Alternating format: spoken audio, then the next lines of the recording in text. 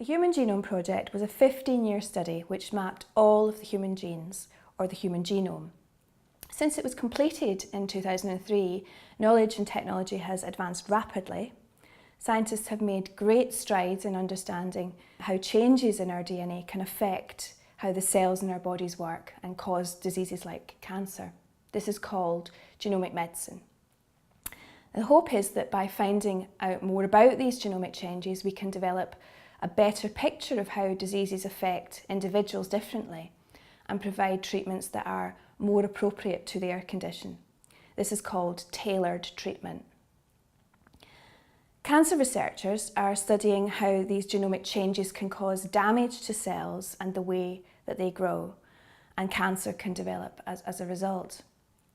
And cancer-causing genes can be inherited from our parents, but changes in our DNA that can cause cancer are more likely to develop during our lifetime, for example, because of exposure to substances like tobacco smoke.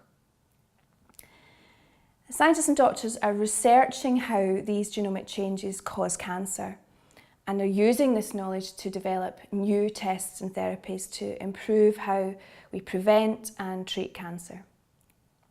And one way in which they're doing this is to look at the whole set of DNA, or the genome, of people with cancer, and to compare it with the DNA, or the genome, of their cancers to pinpoint these genomic changes. And in the UK, the 100,000 Genome Project is an example of this kind of research.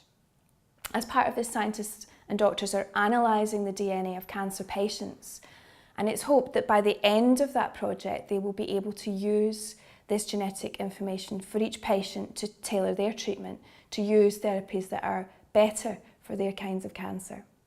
As sociologists, we're interested in what this research means for cancer patients and their families, as well as the researchers and the healthcare practitioners who are working in this area.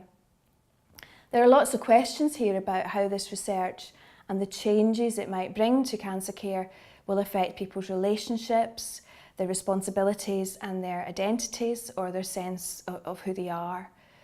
And these changes will not just affect patients and their families, but they'll also affect professionals involved in their care.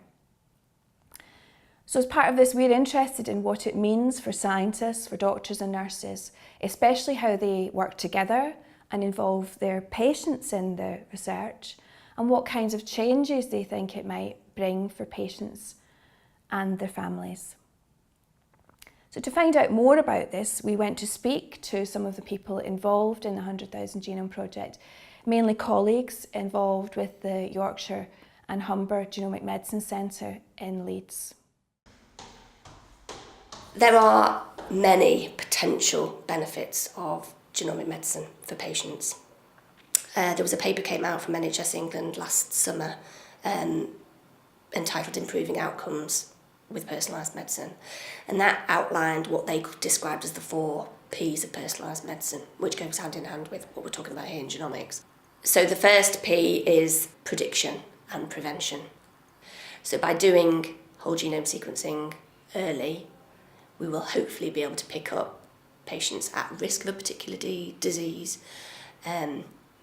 and it might be that preventative action in that case doesn't even need drug intervention. It could mean a change in lifestyle. More precise diagnoses is going to be absolutely critical, particularly in cancer, for providing correct treatment for patients. The third P is personalised treatment, so trying to get away from that one-size-fits-all, so everybody diagnosed with the same cancer gets the same treatment. So there's some of that going on already, where patients have particular gene testing to see whether or not they're going to be sensitive to a particular drug if they have a particular mutation. Whole genome sequencing obviously takes that much wider, and treatments will be based upon your genomic diagnosis rather than your presentation. And the fourth one, which I think is critical and will be a big change for the NHS, is the patient participation, the patient's ability to get involved and to be able to have the discussions with their clinicians about their lifestyle, their genomic sequence, what changes they can make, environmental factors, so that the whole thing will come together and make patient care much more tailored to the individual. The Genomic Medicine Centre is very important because we have a number of molecular tests in routine practice across the National Health Service at the minute, which look at single genes usually, which are small regions of the patient's genetic makeup within the tumour that, if you have specific changes in, might make an individual patient more or less likely to respond to a specific treatment. But we know that we can get much more information out of a patient's cancer than that, and we can actually look at much larger panels of multiple genes, so looking at different changes within multiple regions of the patient's genome within that tumour. Or in fact, we can even look at now the whole genome sequence and look at the overall makeup of changes across that patient's individual cancer genome. And of course, all patients will have a completely different makeup of their cancer, even within a single cancer type. For example, no breast cancer is the same as another breast cancer. There'll always be individual changes within the genome specific to that patient's tumour that might give them a better or a worse prognosis than others, and might make them more or less able to respond to different treatments. And by developing a genomic medicine centre, we can introduce these more advanced technologies with the support of a bigger team to integrate that care into the patient pathway. For cancer, it's in the first instance certainly about looking at therapeutic options, and increasingly therapies need to be targeted to either work with or against mutations, so it's really important to know what the specific nature of that tumour is so that you can target appropriate therapies. I mean, we don't want to be giving people therapies that aren't going to work because of the implication for them with these potentially toxic therapies, but also, you know, there's a health economic model that we've got to address here with an ever-increasing living with and beyond cancer population, and best applying the limited resources we have to appropriately targeting their treatment. We know from other sociological studies that this kind of personalised information about cancer also brings lots of questions for patients and their families, especially in relation to what to do about that information. For example, sociologists have researched how family members respond to information about whether or not they or members of their family have a gene called BRCA, which heightens the risk of breast cancer or cancer of the ovaries. And we know from this research that although some people welcome this kind of information because they can make changes to reduce their risk of cancer, others find that the information can bring uncertainties about who to tell or what to do, bringing new responsibilities to people for their and their family's health. So this means when thinking about how patients and families might experience genomic information in the cancer clinic, we need to be aware of the different kinds of certainties and uncertainties that it might bring. We also need to be mindful of how people can deal with the responsibilities that come with this information differently. And this is something that the doctors and scientists and nurses that we spoke to are also concerned about. I think many of the challenges we've experienced to date, there's a multitude really. I think being able to appreciate just the breadth of what we have to put in place, and that's literally from the point of diagnosis of suspected cancer in patients right the way through to how we're actually making treatment decisions with patients, understanding how best we do that, understanding what that might mean for patients, and clearly that's one of the areas we're particularly interested in. How do people with cancer respond to that kind of information? How do they help to make sense of it? So it's about processes, it's about managing IT and information, but also it's thinking about how do we actually have those conversations with patients and how do we help them make informed decisions based on things that are quite complex really. The second main challenge is considering how we have these conversations with patients. How do we help them to understand the significance of what they might be consenting to within the project? How we help them make that informed decision for themselves, because there's consequences in terms of that information for themselves, but also for their families. And I know that's one of the concerns some people will express. What we do with that information, how we process it, How do our clinicians feed that back? Because a lot of the services at the moment are done by specialist geneticists. And part of what we want to be able to do here is help clinicians that are treating them with a particular specialism to understand how to do that. So there's a lot of mainstreaming that needs to go on, as well as supporting patients. The biggest challenge of all is how that data will ultimately be used for the benefit of individual patients. So we have a very large data set potentially in the NHS, NHS England. That would be a potential data set encompassing 40 or 50 million people with genomic data for many of them, a lot of data on their clinical care, their treatment and so on. So that is a very, very powerful tool, but it still relies on being able to use it. It's not much use if it's just sitting there. And so a big challenge will be developing the systems of interrogating this data set so that the individual clinician with a patient in front of them will be able to use that to direct the patient's care and management. We all know that the NHS is under incredible pressure. It works to maximum capacity. There's time pressures on staff. Trying to bring in what is going to be a completely new way of working is an incredible challenge. Overcoming people's perceptions of what that future is going to look like, what it's going to mean for them, what it's going to mean for their patients, again, is a huge challenge.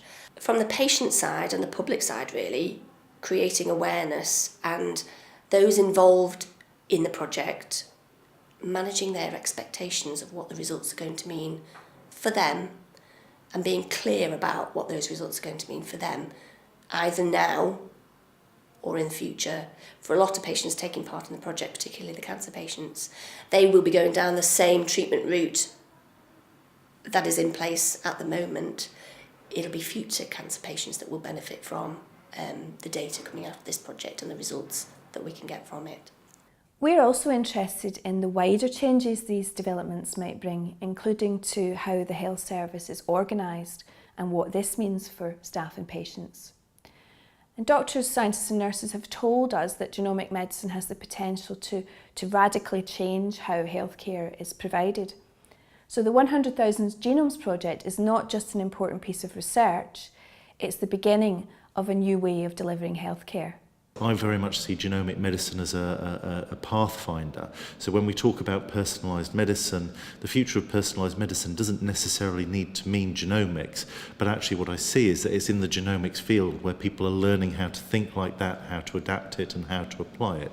The 100,000 Genomes Project is very much a hybrid project of both research and clinical transformation, bringing the two together.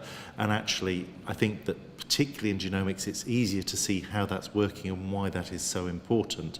But actually, in the longer term, it's this idea that you bring both sort of clinical and research much closer together will perhaps possibly even be the bigger impact. So I see it as important in its own right, but important as a trailblazer towards that sort of more integrated approach. The reason why NHS England have embarked on this project is because genomics medicine is seen as effectively one of the main themes in the future of medicine as a whole, and possibly it's a little bit misleading because people think it is related to these very rare groups of patients and so on, but actually in reality genomic medicine will cover a very large chunk of all aspects of medicine in the future. I think for me one of the main things that the GMC is trying to set up is a pipeline through which samples and data can be got from the patients to be put into a resource where whole genome sequencing can be done, there can be levels of analysis, there can be checking of all that data, and then back out through those pipes, through the clinical teams and back to the patients. So this is the whole NHS essentially working together to set up that pipe work that will allow industrialisation of genomics and delivery, I think, going forward. And I think making sure that those pipes go out to all of our clinical teams to make it possible to access all of our patients across the region for the whole range of clinical specialism, I think is the key thing that we're trying to achieve here. Why is the NHS an important ingredient into this? Well, this isn't purely a research project. So really this is world leading in the way that we're drawing patients from routine care and finding solutions for them. You can only do that through the clinical pathways that we're utilising. So I think the NHS learning how to come to grips with the high quality of samples that we need, along with the linked data, and be able to consent patients in a very complex agenda that many people don't understand what genomics is. But if we do this and we practice and we learn how to do it, then when we commission this in the very near future as part of routine care, the NHS will be able to deliver. Transformation on this scale brings with it many challenges for professionals working in the health service. This involves new ways of working and involving patients in research too. There are practical challenges about making bits and pieces work. You know, we've got a huge area to cover, we've got lots of clinical teams. Everybody is very keen to get engaged with this, but of course we're trying to actually embed this on a system that's already under a great deal of pressure. We're trying to put something in place which ultimately will transform delivery and replace some elements of delivery, but whilst we get to that point, we're trying to do something twice. We're trying to carry on doing business as usual and introducing something new. And whilst the engagement is there, the interest is there, the desire is there, we've still got to do it on top of something else. We've got another important strategic issue, which is about the financing of molecular testing. So whilst we do have a limited range of molecular tests that we routinely perform in the NHS at the present time, we know that there are many other things that we could be doing, and doing larger multi-gene panels or even whole genome sequencing is more expensive and is more complex. And we need to make sure that before we introduce new tests into routine NHS practice, that they're properly tested and proven to be cost efficient and cost effective in terms of the overall treatment of patients with cancer. We lead to a very big challenge of actually how within the NHS, in individual hospitals and GP clinics, clinicians and other staff will actually use this and be able to use it in a way that benefits patients. And I would suggest that that is probably the biggest challenge which faces the programme, because we're starting from a very low base. Not many people understand what this is about at the moment. There's growing amounts of publicity both in medical literature and in the popular press, but there's still a very large hill to climb just to raise awareness of where this is headed, and it's probably actually coming along the track really quite fast, and so this is something which is quite urgent. One of the main challenges of the education side of things is changing people's perceptions of genomics now and how it might change mainstream medicine in the future.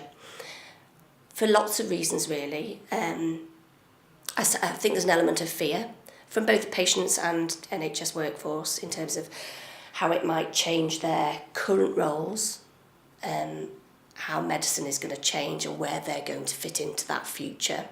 But for the public and patients, it's about building up their confidence in terms of what this is going to mean for them, and to highlight the potential benefits that they will see, hopefully in their lifetime, but certainly in the future.